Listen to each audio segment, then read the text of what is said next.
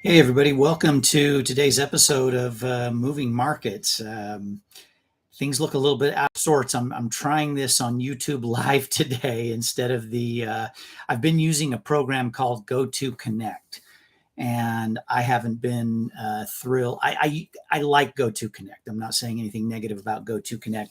I actually like them a lot for other things than the podcast. They're very effective for some things that I do, but not so much for the podcast. So I'm trying YouTube Live. I did it a few years ago. Had some success with it. This is probably going to be a really short podcast because it is kind of an experimental thing. I'm solo again today. Kevin Hurley is not with me today. He's going to try really hard to be here next week. Although next week we'll be going live on Tuesday, the 30th of May instead of the 29th, because the 29th is Memorial Day. We're both going to be taking that day off. So really quickly, a few things to talk about. And like I said, this is probably going to be a really short podcast. It's probably going to be 5 or 10 minutes, if that. Everything going on right now has to do with debt ceiling talks. The debt ceiling is what everyone is concerned about. It's what everybody's worried about. And it kind of cracks me up a little bit because it's something that nobody should be worried about right now. The U.S. is not going to default on its debt. It's simply not going to happen. It was never in jeopardy of happen. It's not ever going to happen, at least not anytime in the next 10, 15, 20 years. It gets hyped up by both sides of the political aisle. You get Democrats, you get Republicans. They see it as a potential talking point. They run with it. They have fun with it. They use it for political fodder against their opponents. And the reality is, we're not going to default on our debt. The U.S. will stop paying some things at home before we'll stop with our interest payments. So here's the thing. You get both sides of the aisle getting in a hissy. It's the Republicans' fault. It's they don't want to negotiate. It's the Democrats' fault. President Biden doesn't want to negotiate.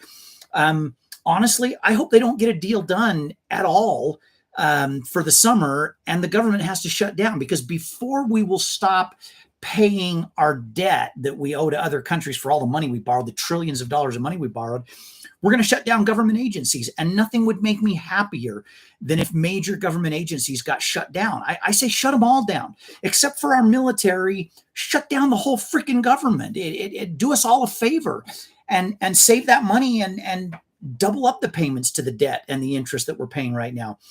That would be a much better route to go. Get rid of some unnecessary government departments, which is most of them except for our military. I would have no problem with that. Stop funding the FBI. They've become a political partisan joke of an organization. They're being weaponized against American citizens. There's no doubt of that. That's not something that's up for debate. It's something that's happened and is continuing to happen. So shut them down. Shut down the Department of Justice. Move everything that the Department of Justice is working on down to a local level and let the individual states take care of it. It's the way our government was set up to function in the beginning anyway, and we're not there. But the markets today, let's talk about the markets, because that's what Moving Markets is about. And I know I have a tendency to get very political at times. Over here on my other computer, I'm going to put my thumbprint on there and unlock it really quickly so I can talk to you intelligently about what happened as far as where we finished today. So Dow Jones Industrial Average finished down 140 points today. The S&P was really incredibly flat, finished down 0.65, 65 100ths of 1 point. And the NASDAQ was up 62 points. Honestly, the Dow finished down primarily because of Nike. That was the biggest drag on the Dow Jones Industrial Average today, was Nike. Had a very rough day. It got downgraded. I know Apple got downgraded as well, but Apple didn't have the same kind of sell-off that Nike had today. Apple got downgraded by somebody, but it didn't make a huge difference. They were down 90%, one half of 1 point. Nike was the ones that took the big hit today.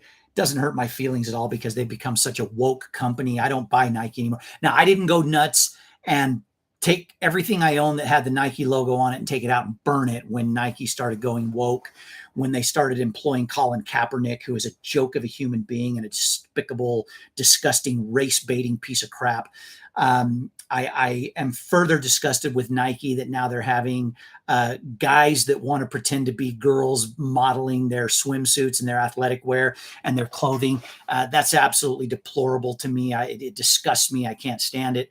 I will never ever spend a penny of my money again on Nike. I'm not calling for a boycott of Nike. You do what you want with your money. I don't care. But I will never support Nike by way of spending any money with them ever again. So if Nike stock gets beat up, I liquidated everything I had in Nike stock a couple of years back, and I will never go back to owning Nike stock. They took a big hit today. I believe they were down. Yeah, they're only moving a little bit aftermarket, down almost 4%, $4.58. I would like to see them drop another $40 a share tomorrow, and I would love to see the shareholders of that company just bail out of it like rats off a sinking ship because of the woke culture that Nike has going on right now. But that really was the biggest reason. There were some other companies in the Dow that were down, but that was the biggest reason the Dow was down today. Like I said, the S&P 500 very, very flat today. No surprise there. And the NASDAQ up a little bit. Probably, if I had to guess, I'm telling you the NASDAQ was most likely up in anticipation of, believe it or not, I think in anticipation of some more rate hike increases. One of the Fed chairs came out, or one of the Fed govs, not the Fed chair, one of the Fed govs came out over the weekend and talked about maybe 50 basis points more in rate hikes before the end of this year. And I think that's appropriate, and I think that's good, and I think that should happen and will happen. But the market kind of has had baked into it no more rate hikes. I think this market should be a lot more bearish than it is right now. A couple of things of note that are coming up this week. You've got some retailers that are going to report, and it's going to give us more insight into what's going on in retail America. You've also got a report coming out from NVIDIA, and I am really curious to see. I trade NVIDIA on a regular basis. I do spread trades on NVIDIA. I have owned NVIDIA stock from time to time. I am very curious to see what's going to happen with NVIDIA. I think NVIDIA, they were down a little bit today. They didn't get beat up real badly today. Down 83 cents, which is 0.25%. Aftermarket movement. Let me tell you what NVIDIA is doing aftermarket, because they are reporting later this week. I'm going to do a new spread trade for all the Safe Option Strategies members on NVIDIA in anticipation of their earnings. They're up 7 cents per share aftermarket. So down 88 cents a share during the day, up 7 cents a share post market. But a lot of talk has been made about NVIDIA being very overvalued right now. You realize from December, the end of December, first part of January, NVIDIA trading down under $145 a share. They got up to almost $320 a share 3 days ago in trading. And I mean, that's over 100% in about 5 months, a little less than 5 months. That is an incredible run up. And I did not own NVIDIA during that time. I'm kicking myself for that. But NVIDIA is going to report later this week, and I don't care if they go up or down. I'm going to put on a non-directional trade, and I hope they pop, and I hope they move big, and I mean big. So we'll see what NVIDIA does. Other than that, the biggest thing that's going to happen this week is what kind of rhetoric comes out of the debt negotiation talks. Biden and McCarthy, I think, are meeting within the next hour and a half, and we'll see what those two knuckleheads do. And one of them's a big knucklehead, that being Joe Biden. The other one's a knucklehead because he's a career politician. I like McCarthy, but another career politician, and I don't like career politicians at all. So I like him, but I like his policies, but I just don't like the fact that he's going to be in Congress forever. And Joe Biden has already been there forever. I believe Joe Biden first got elected to Congress the year before the Civil War broke out, 1860 or 61, somewhere in there. I believe that's when he first got elected to serve in Washington, D.C. The guy's past his prime. He's past his time. He needs to get out of there. But we'll see what they say. The markets will move a little bit on some really good or some really bad news as it relates to debt limit increases, even though it shouldn't. We've never been in jeopardy of defaulting. We're not right now. So it's a stupid argument. I do want Republicans to dig their heels in and force some spending cuts and force some changes in order to get the debt ceiling increase that the Dems want. But whether it happens or not, we're not going to default on it. At the end of the week, PCE numbers come out. I think more than any other, I know CPI gets talked about a lot. I think more than any other number, the PCE numbers, personal income and consumption and spending, that's going to be a big report on Friday. And in terms of people trying to read the mind of the Fed and what they're going to do next, watch that PCE report at the end of this week. Next week, Tuesday, when Kevin and I are on live, that's when we're going to find out what effect that's really going to have, what that's really going to do, and it'll be interesting. It'll be fun to watch.